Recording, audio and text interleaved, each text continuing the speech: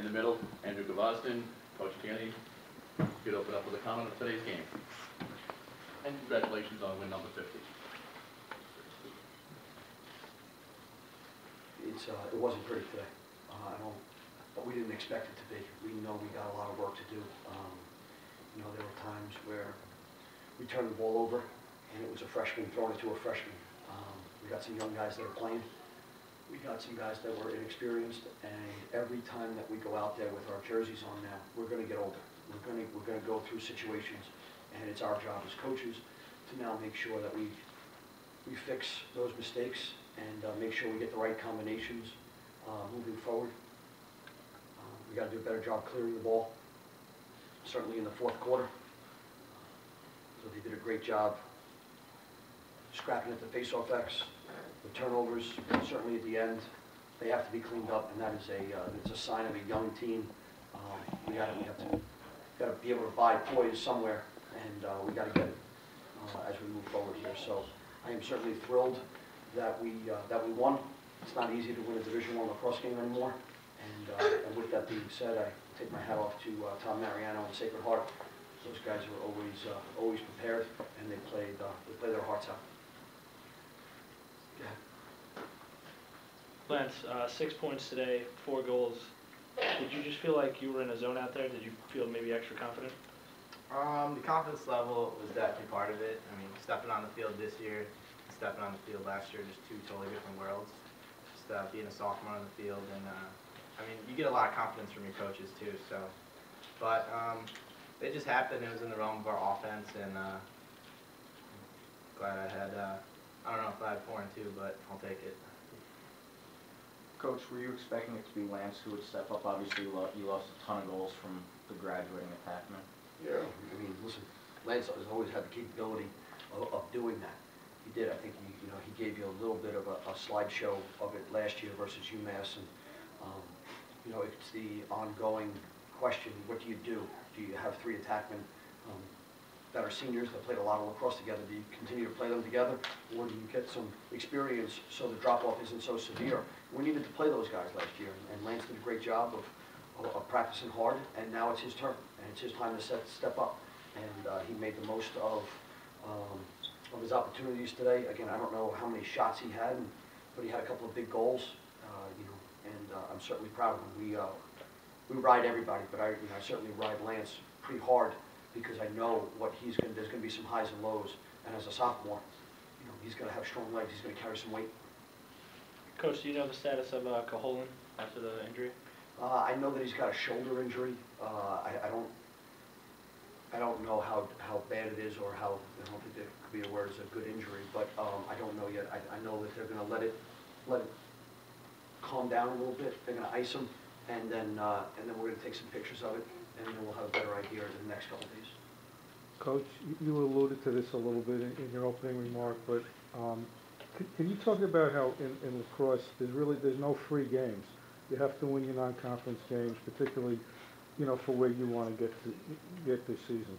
Yeah, I mean, lacrosse it's exploding in front of our eyes, and I know that at times people on the outside don't see it, but you know, I've been to about 10 states in the last 13 months, and there's lacrosse games breaking out everywhere, and they're just great players, and those great players have to go somewhere. Some of them are sitting on benches at other schools or our school, but there's a lot of schools that have a lot of great players, and you saw a lot of great shots out there today from both teams. And then you look down and you go, wow, like guys from Chicago, like Lance, or maybe someone from New Hampshire over at Sacred Heart. Whatever it may be, it's exploding, and there are no easy games. I mean, if there's a team that's ranked below you, then they have the edge of trying to prove that they're going to get the win, and then you got to learn how to handle some success and play with the target on your back like you did today a little bit. Could you talk about the recruiting of Lance? The recruiting of Lance. He didn't have a traditional route. I mean, I don't know. He just showed up, and he was so ugly I couldn't say goodbye to him. No, Lance is a guy that he told me actually on the way down that he wrote me an email. I want to think that I flew out to Chicago, and I was doing a camp out there, and on the way to the camp, they were having I want to say it was like either a Chicago team, an elite team that was out there practicing. And we went over and watched them play. And I just said, you know, who's that guy? I don't believe he was number 2 at the time. And there was a gentleman there that was our escort. And he gave us all the info on a couple of those guys. And then Lance sent me an email, as he just reminded me in the elevator, like, don't forget about me, remember me. And I give him credit. You know, Lance is a survivor. He went to Salisbury School from there, and he's done a great job. He's worked at it. He's a lacrosse rat. He's out there shooting, and today it paid off when he put one in that upper left-hand corner for us, and that was a momentum goal. If he didn't email you, might you not have remembered? I don't know that. I don't know that. You know, I mean, we knew about him and we were recruiting him, but certainly, you know, he was one of those guys that I'm sure there was a lot of other coaches that saw Lance, and after they see the box score, they're going, I know that guy. I didn't call him back, or I didn't email him back. I'm thankful that, you know, you made that connection. I'm not going to say thank you that he emailed me because I don't want to owe him anything. Andrew, there's a lot of new faces out there on the defense, specifically the rope unit. What did you see from the guys today? You know, we're still trying to find our, you know, kind of our groove on defense. You know, we obviously lost a lot of guys on defense, but we brought in a lot of athletes. We got a bunch of guys that can really run up and down the field, as you saw today. You know, Romano, AJ Leary, and Corey Hendrickson. You know, there was a time where he was on offense and had to come back down from in up and play defense and stayed in. You know, so right now, I think what our coaches are really good at is molding these guys, these athletes, into good defensive players, as you saw with Steve Napoli, you know, the Understeins. They're just raw talent, and then they turned into good defensive players. So having them out there, you know, they're still young, they're still going to make some mistakes, but, you know, as long as they can go 100% and make those mistakes, that's what we're kind of aiming for. And, you know, we saw some good things, we saw some bad things. It was ugly at times, but, you know, we pulled out a win, and they didn't stop trying, didn't stop, you know, giving us effort. So, as new as the defense is, you know, I was proud of those guys for really, you know, continuing to grind and finish out the game. Coach, did you get the feeling that they were really just trying to attack your short sticks every time they came down the field? Yeah, I mean, when you graduate the guys that we graduated last year, I mean, it's a good game plan. It is. You know, and we're grooming some guys right now. You know, again, just like the attack situation, I said we graduated the whole rope. So, but they're, just like Andrew said, there's a couple of new guys running around out there. People checking their programs. Number what? Where's he from? Who's this? And so we're a team of owls because people are saying, who's this? So we're getting there little by little. And again, we took a step. We blew out some candles today. We had a birthday, and we get a year older, and we live another day. What led to that big third quarter outscoring 4-1 there and Probably really started pull away? Yeah, it started with John at the faceoff X to go 6 for 6 right there, and then, you know, you can add 6 ground balls to the 10-1 in the ground ball situation in the third quarter. So that really, you know, that was the basis of winning that quarter 4-1, which technically, you know, at that point in time, you won the game. Looking back now in the third quarter, because you know, we lost that fourth quarter. We're trying to win quarters right now. You know, when you have young and inexperienced guys, let's make it 4 15-minute games, and let's win as many as we can. And there's no guarantee. You can win 3 and lose 1 and still lose the game by a certain amount. And that's what the deal was right there. We had won the third quarter by enough to carry us over the top. Coach, Andrew brought this up. There was a couple times when your offensive guys got stuck on defense, Serling, Bradish, they had to play.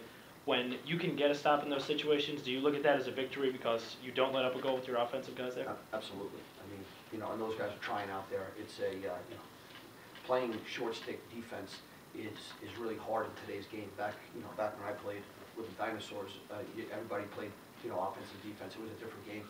But right now, you know, those guys, they dig in and they get us a stop, and you know, we're going to continue to get better with those young short sticks, and I'm looking forward to Monday's practice, and let's get back at it.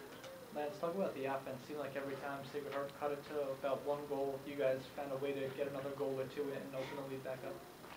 I don't know. I don't think we tried to push it too hard. Like, we just let it flow a little bit, and then every time we came down our offensive end, I just felt that, like, we move the ball, get a couple passes, and get them rotating, get them a little tired, and then after that, we'd score. So in the third quarter, so we outscored 4-1, which was big for us, and then in the fourth, I know they like brought in between 1, and then we came down, scored, and went up 2, and then just held the ball on our end, made sure our defense played well, and won the game.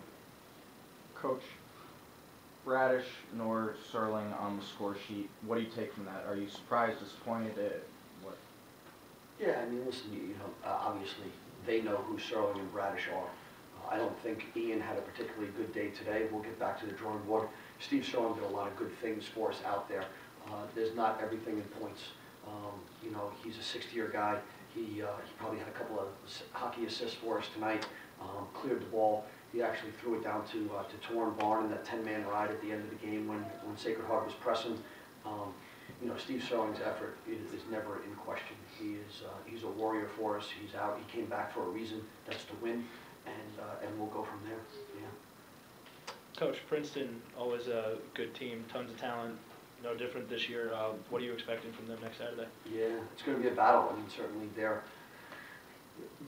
loaded down at the defensive end with experienced players. You know, they have 3 or 4 Poles that are seniors. They felt, you know, I feel like they've been there for a decade, and their goalie is back again, and he's a talented player.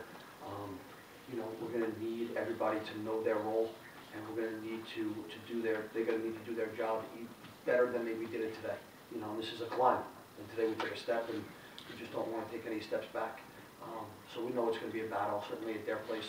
It's gone back and forth a little bit, you know, we win at home, they win at home. I'm going to try to break that chain right now. Are you confident giving the second midfield more playing time like they got today over the first? I am, I just don't know who the second midfield is. Maybe they're the first midfield this week. Lance, sorry, Jim. If the secret wasn't already out, it is now. How do you adjust to kind of having a target on your back being a big scorer for this team? I don't know, you gotta just play to your abilities. Like Coach said, you just gotta know your role. I mean, our offense really isn't based on me, like it's based on everyone in the offense, so I don't really have to have a good game for our team to win, so. Thank you.